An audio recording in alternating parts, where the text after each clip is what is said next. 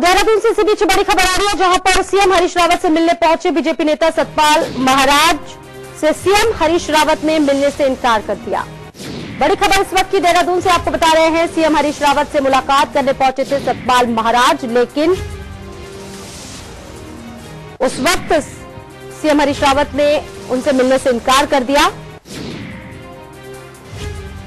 दो में तल्खी की खबरें आ रही थी, जिसकी वजह से ये कयास लगाए जा रहे थे कि इसी वजह से सीएम हरीश रावत ने बीजेपी नेता सतपाल महाराज से मिलने से इनकार कर दिया।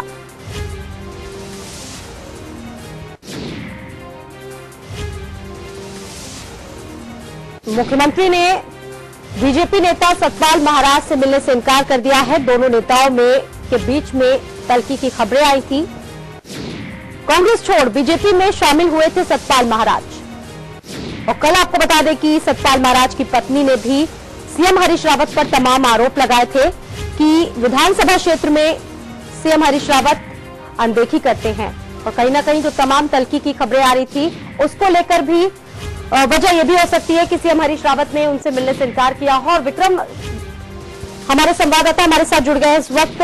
विक्रम, तल्खी की खबरें बीच में आ रही थी, इससे पहले हरीश रावत को सतपाल महाराज की पत्नी ने उन पर तमाम आरोप लगाए थे कि विधानसभा क्षेत्र में काम नहीं किया जा रहा है, अनदेखी का आरोप उन्होंने लगाया था। क्या यही तमाम वजह है जिसकी वजह से सीएम हरीश रावत नहीं मिलना चाहते हैं सतपाल महाराज से?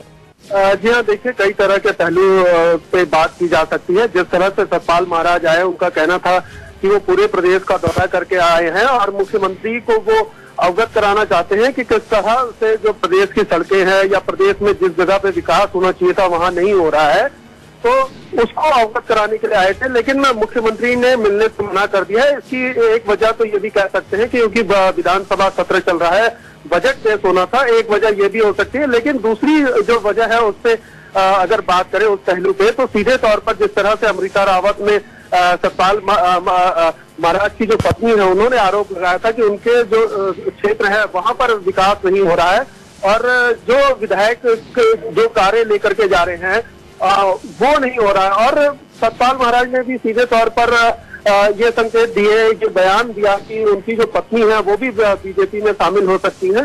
तो कहीं ना कहीं जिस तरह की बातें सामने निकल करके आ रही थी उसमें कई तरह के पहलू निकल रहे हैं। दोनों पहलुओं की अगर बात करें तो सीधे तौर पर मुख्यमंत्री ने मिलने से मना कर दिया। और सतपाल महाराज, क्योंकि देखिए, जब सतपाल महाराज उत्तराखंड में कांग्रेस पार्टी में हुआ करते थे तो एक गुट हुआ करता था जो हरीश रावत के अगेंस्ट खड़ा रहता था हर वक्त, और यही कारण था कि मुख्यमंत्री हरीश रावत को मुख्यमंत्री बनने में इतना लंबा वक्त लगा।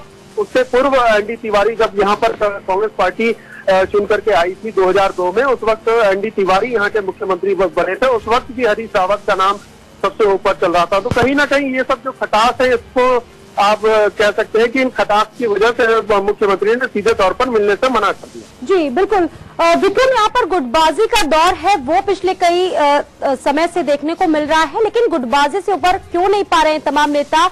विकास का ध्यान क्यों नहीं दिया जा रहा है? क्योंकि इससे पहले भी क्षेत्र में विकास नहीं करने का आरोप लगाया जा चुका है। इन तमाम बातों को एक किनारे रख के विकास की बातों पर ध्यान क्यों नहीं दिया जाता?